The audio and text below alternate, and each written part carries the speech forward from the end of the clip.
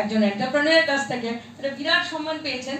মানে অদ্ভুত, সেই ছেলেটি ওনার কাছ থেকে প্রচুর জায়গায় ট্রেনিং নিয়ে সফলতা অর্জন করেননি, এবং একটি জায়গা থেকে সামান্য একটু ওনার কাছ থেকে কাউন্সেলিং পাওয়ার পরে সে এত টাকা প্রভূত পরিমাণ রোজগার বাড়িয়েছে। শুধু তাই না, ওনার নামে একটা ইনস্টিটিউট করে ফেলেছে, ট্রেনিং ইনস্টিটিউট করে ফেলেছে। এই উদ্দীপনটা, এই উৎসাহটা কিন্তু আমাদের বাঙালি ছেলেমেয়েদের মধ্যেও আছে, সেটা চাপা পড়ে রয়েছে। এবার আমাদের দরকার হচ্ছে সেটাকে পুস্ট আপ করা।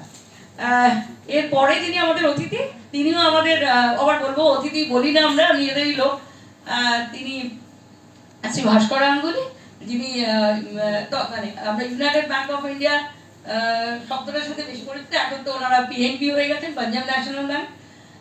স্যার ব্যাংকের খুবই উঁচু পদে ছিলেন, চাকরি করেছেন, কাজ করেছেন, এবং প্রচুর ভলেন্টারিলি প্রচুর কাজ করেছেন, বিশেষ করে আরবান